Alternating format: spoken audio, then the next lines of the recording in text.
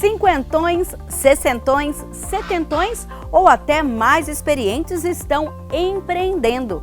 Nós estamos falando do empreendedorismo sênior, onde as pessoas não param após a aposentadoria ou independente da carreira profissional, com valores e propósito de vida. No programa de hoje nós vamos contar histórias de pessoas que, ao contrário de parar depois de aposentarem, empreenderam com muita produtividade.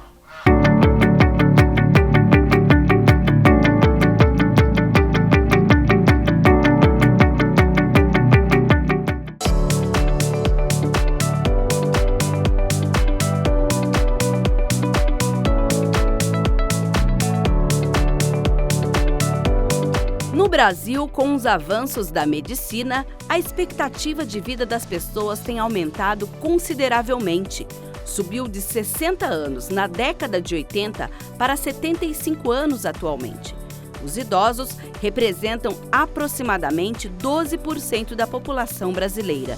E todas as projeções indicam que muito em breve a idade média de vida dos brasileiros ultrapasse os 80 anos. Praticamente um quarto dos lares são mantidos por pessoas acima de 60 anos. Neste cenário, surgem a necessidade, experiência, capital, investimento. Ingredientes que trazem uma vida ativa para quem ainda tem muito potencial a ser desenvolvido, o chamado empreendedorismo sênior. A especialista que dá consultoria para o público que busca um novo caminho na carreira fala desse fenômeno no mundo dos negócios. Antigamente as pessoas se aposentavam e queriam curtir um pouco a vida após a aposentadoria, tinha uma relação mais assim de trabalho voluntariado, tinha uma relação mais solta, vamos dizer assim, após a aposentadoria. Com as mudanças até da própria economia, com as despesas aumentando, convênio médico e tudo, as pessoas hoje se aposentam muito novas. E aí fala-se, poxa, com a longevidade, passando dos 80, né, uma pessoa de 60 hoje não é considerada, né, idosa, ela está em plena atividade física e mental. Então começou a surgir o crescimento do empreendedorismo após os 50. E quem é esse público que busca empreender após os 50, empregado ou não? É alguém que já pensa em o que fazer após a aposentadoria? É alguém que começa a ficar meio desesperado que logo chega a aposentadoria? Me fala um pouco desse perfil. A gente tem um perfil de pessoas muito antigas de casa, 30 anos de empresa, 25 anos de empresa. Então essas pessoas, mesmo que ela tivesse um sonho de empreender, esse sonho vai ficando meio para depois, né? A hora que eu me aposentar, então entra numa zona de conforto. Ou a empresa desliga essas pessoas ou elas vão ficando. E aí a gente chama até dos pratas da casa, né? Muita gente aposentando com mais de 25 anos de empresa. Então aí quando ele se aposenta, ainda novo, principalmente quem se aposenta por tempo de contribuição, acaba está aposentado com 55, 60 anos. Então ele tem ainda, com a longevidade, mais uns 15, 20 anos pela frente. De produtividade. De produtividade. Então aí, vamos, o que eu vou fazer? Até porque muitas vezes só a Previdência não vai cobrir as despesas e o padrão de vida que ele tinha. Então, para eu manter o mesmo padrão, eu tenho que continuar fazendo um complemento dessa renda. Aí, bom, surge um boom aí do empreendedorismo após os 50 em função disso. Mas para voar alto é preciso um planejamento, diz a especialista em plano de preparação para a aposentadoria. Quem tem uma qualificação muito técnica e trabalhou por 25 anos, 30 anos numa empresa e essa qualificação dele é uma qualificação requisitada no mercado, ele deixa de ser um funcionário CLT, abre uma microempresa e passa a ser um consultor técnico e vai prestar serviço não só para aquela própria empresa que ele trabalhava, como outras empresas. Então ele amplia a área de atuação dele, mesmo do trabalho dele, mas ele amplia o número de clientes e muitas vezes amplia a renda significativamente. Não sendo mais CLT, ele acaba se aperfeiçoando, agregando outros serviços na entrega dele. Então, existe um número significativo de consultoria técnica especializada que cresce e faz esse empreendedorismo aí após a aposentadoria. Uma das pessoas que depois de anos no mercado corporativo decidiu empreender é esta headhunter, profissional que procura talentos e é focado em encontrar a melhor pessoa para determinada função. Sempre trabalhando com seleção de pessoal, treinamento, tudo que era relacionado ao desenvolvimento de pessoas. E eu percebi uma grande necessidade de atendimento ao cliente, no sentido, no momento que eu tinha uma demanda, eu buscava recursos externos para que me ajudassem, me apoiassem nos processos de seleção, e eu não tinha uma resposta rápida ou de uma certa qualidade que eu precisava. Eu acabava fechando os processos por conta própria e aquele universo ali não me atendia de uma maneira mais agradável. Em que sentido? Não entendiam muito o DNA da empresa, quais eram as reais necessidades daquele perfil, ser condizente com o campo, enfim. Ou mesmo tecnicamente não atendia N coisas. E eu sempre falava assim, um dia eu vou ter uma consultoria e vou proporcionar um trabalho diferente. Mas isso só ficava da boca para fora, eu não tinha aquele sonho, aquele desejo de um dia vou montar a minha consultoria. Muito bem, aí eu, com vários anos de experiência e tudo mais, eu fiz um processo de seleção a nível nacional, atendendo desde o Nordeste ao Sul do país, com vagas sempre técnicas de engenheiros, técnicos de campo, tudo voltado tanto na automação como no sistema de telecom, enfim. Eu fiquei 3 anos viajando, né? Então eu sempre fui muito voltada a campo, a entender como que era a real necessidade do cliente e tudo mais, e sempre dava respostas daquilo que eles estavam esperando, até acima das expectativas. A partir desse trabalho, surgiram novas oportunidades. Os clientes começaram a me procurar onde eu estava alocada e eu quero que a Carol faça esse trabalho. Então começou a ficar uma coisa meio direcionada. E aí chegou um determinado momento e falou, peraí, eu já aprendi até como se faz a parte administrativa, fazer um boleto, uma nota fiscal, uma coisinha assim. Peraí, eu acho que eu posso empreender. Nesse ponto, os clientes, quando precisavam de um recrutamento, procuravam onde a Carol estava trabalhando. Exatamente. Tanto é que hoje a minha empresa, a Black Tie RH Inteligente, ela vai completar 6 anos e eu tenho clientes há mais de 10 anos que eu venho atendendo. Então, para onde eu passava, eles me acompanhavam. Então, eles já sabiam quais eram os perfis que eles tinham disponíveis e o que eu poderia oferecer em termos de rentabilidade, porque eu abaixava e abaixo até hoje o turnover, né? Turnover é um termo da língua inglesa que significa virada, renovação, reversão. Em recursos humanos, traduz, na verdade, o percentual de substituição que uma empresa possui e serve como indicador de saúde organizacional, ou seja, o giro entre entradas e saídas de funcionários em uma empresa. Eu procuro a pessoa certa para o lugar certo. Então, as culturas têm que estar alinhadas, né, com o perfil. Aquela pessoa ela tem que estar preparada para enfrentar aquele ambiente. Né? Então, se ela não for condizente, é como se fosse um casamento. Né? Então, se ela não for condizente com aquilo, não vai fazer sentido. É um erro de seleção. Por isso que as pessoas saem também. Mas por quê? As pessoas saem porque elas foram demitidas tecnicamente? Não, foram demitidas por comportamental mesmo. Então, aquela pessoa pode até ser tecnicamente arrojada, mas o comportamental dela está comprometido. Ela explica que tudo foi um processo natural e em 6 anos tem uma boa carteira de clientes. Foi um boom tão grande que eu mal divulguei. Para você ter uma ideia, eu já estava fechando as vagas sem estar com o meu CNPJ já pronto. Estava em vias de saída e tal. Então eu falava, olha, tudo bem, eu faço o processo e depois eu emito nota fiscal, boleto, coisas desse tipo. Então a coisa começou a engrenar de uma forma muito rápida. A coisa foi caminhando muito lado a lado, porque onde eu estava, os processos também estavam se extinguindo, porque estava havendo uma reformulação muito grande na empresa, estava sendo adquirida por outra, então estavam as coisas muito assim estremecidas lá no ambiente de trabalho. Falei, opa, peraí, eu acho que esse é o momento, né? E aonde eu acabei realmente me desligando, pedindo esse desligamento para que a coisa acontecesse de uma forma mais natural e mais rápida possível, porque já tinha cliente já me procurando.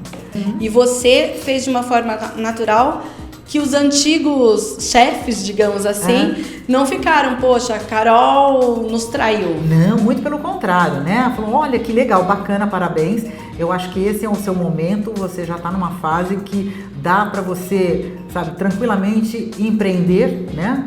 Porque esse é um perfil que você já tem. Então você quer fazer as coisas para os outros da sua forma, da sua maneira, que o resultado está aí, é positivo. Né? Então não foi nada de traição, foi muito às claras, tá? Pesquisa realizada pela Global Entrepreneurship Monitor em 2018 aponta que 1,9 milhão de empreendedores em que os negócios estão em fase inicial têm de 55 a 64 anos. Eles representam 9,7% das pessoas que se dedicam a uma empresa nova ou prestes a nascer.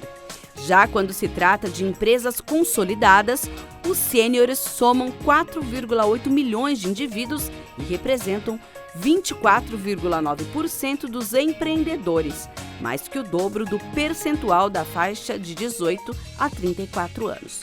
Mas o que deve ser levado em conta para se empreender nessa fase da vida? Se eu tenho mais de 50 anos, né, 60 anos principalmente, que é a faixa entre 55 e 60 que as pessoas se aposentam, eu vou empreender. É fundamental ele ter um bom planejamento, porque assim, quanto que eu vou investir nesse negócio? O meu negócio é sustentável sozinho, eu dou conta? Preciso de equipe, não preciso de equipe? Se eu preciso de equipe, vai ser minha família? Eu tenho uma boa relação familiar? Porque se você não tem uma boa relação familiar, vai querer, além de não ter uma boa relação familiar, né, ter uma relação profissional, nossa, bem complicado. Se ninguém quer tocar aquele negócio, vale a pena eu investir tudo que eu tenho naquele negócio? Quem vai seguir daqui 10 anos? A curva das pessoas, conforme vai passando a idade, você não tem a mesma disposição que você tinha aos 40. Então, ou seja, você não vai dormir meia-noite, acordar às 6 e dizer eu sou empreendedor, né, é meu negócio, e botar toda a energia.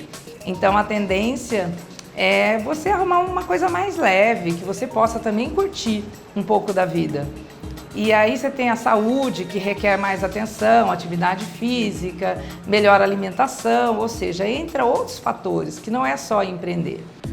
A Carol, sempre antenada com a inovação, conta que a tecnologia é uma grande aliada em seu negócio. Você também optou por um modo diferente de recrutamento, você não tem, por exemplo, uma sala fixa, como se fosse uma agência de emprego. Me fala desse modelo. É um modelo que eu já venho, assim, eu já adquiri há muitos anos, antes de pensar em abrir minha empresa. Logo quando o Skype saiu, eu já comecei a treinar como que é isso, como é esse universo, como que eu vou medir o comportamental das pessoas e coisa e tal. E vi que isso seria possível, sim. Claro, eu tenho as minhas técnicas para poder detectar se aquele perfil está condizente ou não. Então comecei a fazer por Skype, eu realizava muitas entrevistas em cafés, né? Isso é muito bom, porque o candidato se sente um pouco mais à vontade, mais confortável, menos resistente, ele é o mais natural possível. E é isso que eu tenho que buscar. Uma técnica é o Skype, outro é um lugar totalmente neutro. Então ele já vai de uma forma mais leve, ele vai esperar sim no momento. E a gente, claro, tem umas técnicas que faz aquele quebra de gelo para que ele se sinta mais natural possível e mais acolhido. É muito difícil você estar numa empresa e tocar o seu empreendimento, porque qualquer negócio requer muita dedicação.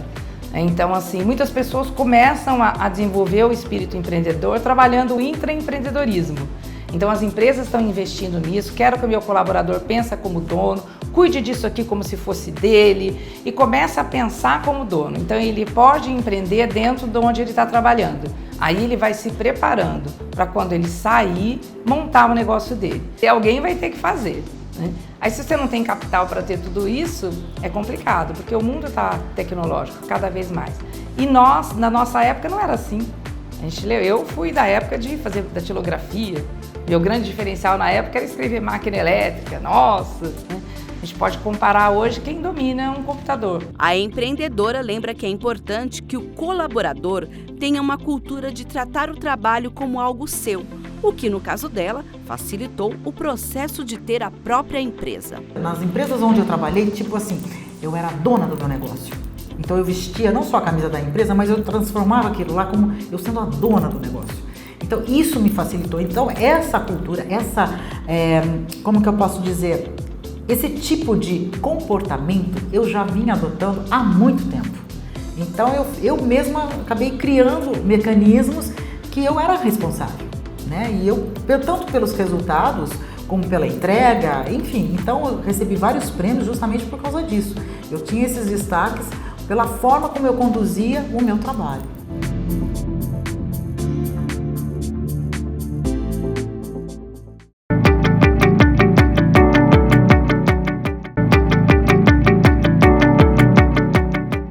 O IBGE, Instituto Brasileiro de Geografia e Estatísticas, estima que haja 2,2 milhões de donos de negócios com idade acima de 65 anos. Do total, 14% ganham o equivalente a 5 salários mínimos ou mais e 6,1% emprega a partir de 6 funcionários. Para se ter uma ideia dessa participação nos negócios, os empreendedores de 25 a 34 anos registram percentuais de 7% e 3,2%, respectivamente. De qualquer forma, empreender é sempre um grande desafio. Você tem que entender de tecnologia, você tem que entender um pouquinho de informática, você tem que entender o que é um site, o que é um blog, o que é um domínio, né? Ter uma rede funcionando de Instagram, Facebook, tudo isso demanda tempo. Eu não consigo dar conta das minhas redes sociais, não dá, né? Porque são 4, 5, você tem que estar lá conectada, é muita coisa. E além disso, mesmo que você não venda especificamente, mas quem não é visto não é lembrado, né? Agora os vídeos, você tem que gravar, é tanta coisa que aí você fala assim, mas eu só vendo coxinha. Nossa, mas quem vai comprar a coxinha? Né? Você vai ter que ter ou um delivery, ou você vai ter que vender, postar as fotos, enfim. Quanto mais pessoas experimentar o seu produto, mais indicação você vai ter. Primeiramente, avaliar bem se é um sonho, se é uma oportunidade ou se é uma necessidade. Se for uma oportunidade, mais fácil. Porque tá surgindo uma oportunidade, você pode se inteirar e avaliar isso. Se for por necessidade, mais do que nunca fazer um excelente planejamento. E se for um sonho, fazer também um belo planejamento e ver se aquele sonho é factível nessa fase. Porque às vezes você pode realizar um sonho nos primeiros 4, 5 meses, aliás, 4 ou 5 anos, e depois ter um pesadelo. Longe de ter um pesadelo, o dentista aposentado que atuou por 45 anos começou a empreender bem antes de pendurar as chuteiras, investindo em terras e gado. Ele é um dos fundadores de uma importante associação da categoria na cidade e mostra com orgulho a honraria e a matéria publicada na revista da instituição. Me dediquei 45 anos trabalhando em consultório, das 7 da manhã às 11 da noite. Eu peguei uma fase boa da odontologia, quando estavam montando a IBM, a Tratores do Brasil, Vábico, 3M. Então a gente fazia muitos convênios e eram estrangeiros, né? Americanos. Então eram bons clientes, bons pagadores. Então eu consegui uma fase muito boa da odontologia assim que eu me formei e me dediquei a isso. Então eu falei assim, mas você trabalha até as 11 da noite? Sim, porque tinha diretores da IBM, por exemplo, que trabalhavam até as 10 da noite. E saíam da IBM e iam para o meu consultório. E eu os atendia, eu dependia disso, deles. E isso foi bom para mim, que eu fui conseguindo fazer uma poupança, né? E que era o meu sonho. Foi um dia eu falei, eu quero só ser dentista há 20 anos, 30 anos. Então foi fazendo. E foi 45, hein? Então, no fim eu fiquei aos 45 anos. Quando deu 45 anos, eu falei, não, agora chega. Ele lembra com orgulho da infância. Eu nasci em fazenda, né? Eu fui criado na Fazenda Palmeiras, que era do Simão von Zuben. A Fazenda Palmeiras hoje é onde é a Singe, onde é o aeroporto. O próprio aeroporto era na Fazenda Palmeiras. Então era uma fazenda grande, pegavam o Descampado, que é um bairro, Descampado, a Singe, o Jardim Itaguaçu, tudo era Fazenda Palmeiras. E meu pai era farmacêutico e ele tinha uma farmácia que atendia 8 fazendas naquela região. E eu fui criado lá. Então o meu primeiro estudo foi numa escola rural mista de descampado, aonde a professora, ela dava aula para o primeiro ano, segundo ano e terceiro ano. Ela dava tudo na mesma sala, ao mesmo tempo. Então lá que eu aprendi a ler, a escrever. E Já era um homem da terra. já era da terra. Então a minha escola justa foi lá na fazenda, convivia com o pessoal da roça, os próprios filhos dos donos das fazendas estudavam ali também. Ia a pé para a escola, descalço, a gente ia descalço, não tinha merenda escolar, não tinha sopa, a gente tinha que levar o lanche. O cirurgião dentista conta que há 30 anos resolveu empreender e voltar às origens foi a oportunidade que surgiu em uma viagem. O meu sonho era conhecer um rio de água quente. Falavam para mim e às vezes eu via no jornal, no estado de São Paulo, saiu reportagem, que em Goiás existia um rio de água quente que nem do chuveiro. E pus na cabeça que eu queria conhecer aquele rio. E daí fui ver aonde que era mesmo o rio.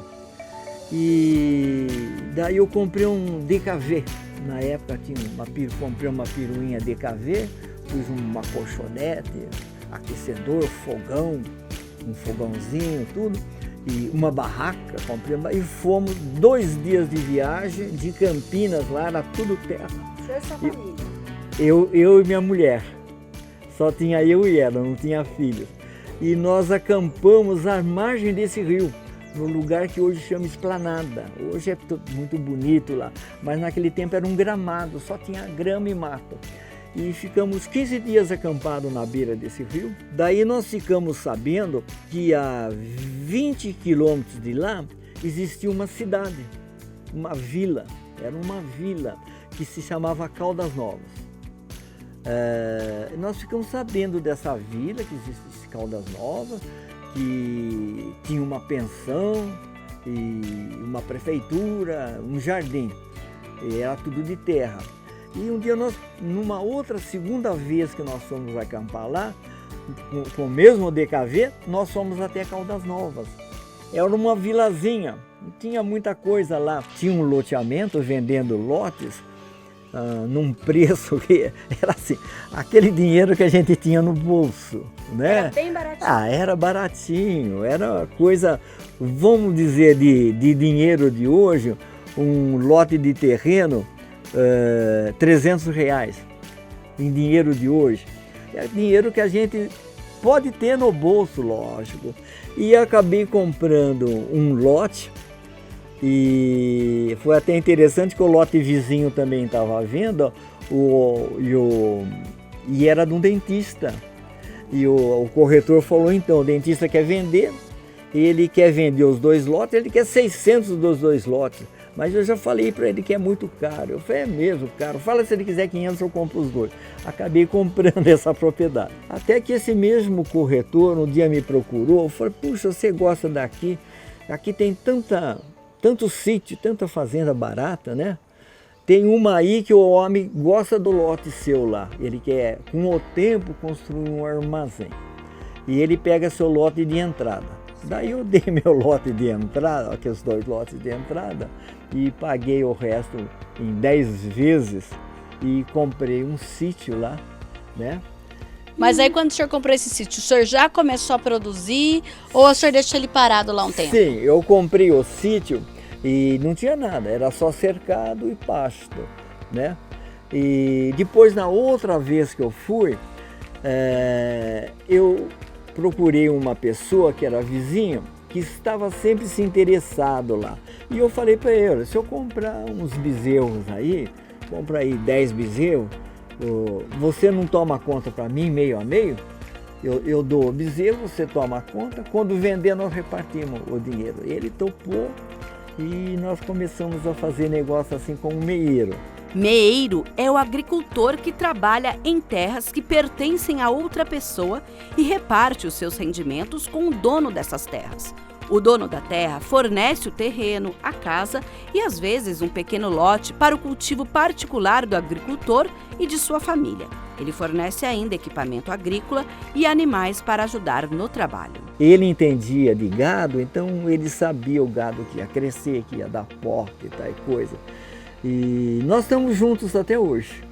Olha, que parceria boa, hein? Ele tem 90 anos e nós, ainda até hoje, nós temos negócios em parceria. Eu planto mandioca e planto milho. O milho é mais pro gado, né? A gente guarda, tritura, que é para dar pro gado, para engordar mais rápido, o que nós chamamos de confinamento, né? E a mandioca vende, porque lá faz muito polvilho. Então a gente colhe a mandioca e vende para os polvilheiros, né? A pessoa que faz polvilho sempre compra mandioca. Mas ela serve também para o gado. Na época da seca, a gente também tritura a mandioca para dar para o gado, para ele crescer um pouco mais, engordar um pouco mais. Eu crio esse bezerro durante um ano. Eu vou criando. Ele está, por exemplo, com 3 arrobas. Em um ano, ele engorda 10 arrobas.